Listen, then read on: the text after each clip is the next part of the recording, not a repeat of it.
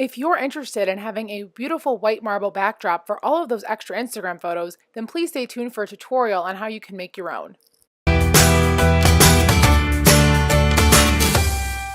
This is a very simple tutorial. You're only going to need a couple of things. First thing being a wooden board.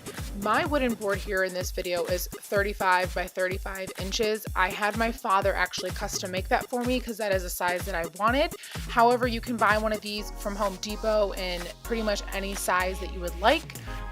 Then you will need some white marble contact paper, and of course you'll need something to spread it out with. So here I have a frosting spreader. I actually just put a piece of packing tape over the edge like you can see so that it's not as sharp and doesn't poke any holes or rip the contact paper. You'll need some scissors and of course some random objects to weigh down the edges while you are measuring out the contact paper.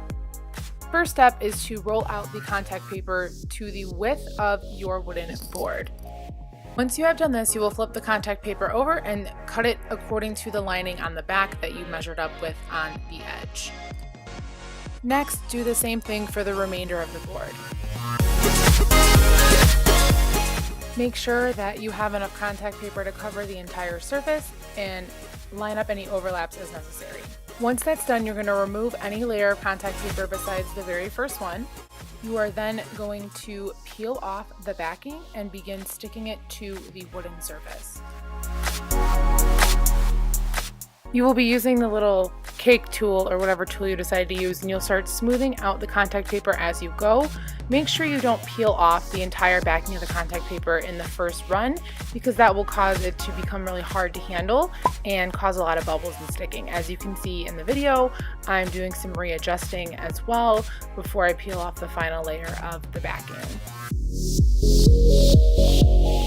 Once you've got your layer of contact paper on the wood, you're just going to take your hand in your spreader and just get any excess air bubbles out. Then just repeat as many times as necessary until your entire wooden board is transformed into a beautiful marble countertop.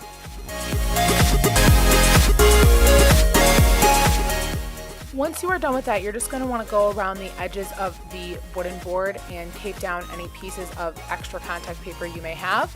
If you have overhang on a corner, you just want to take your scissors and cut a little slit right on a diagonal, and then your paper will be easily foldable over the edges, and then you tape it down.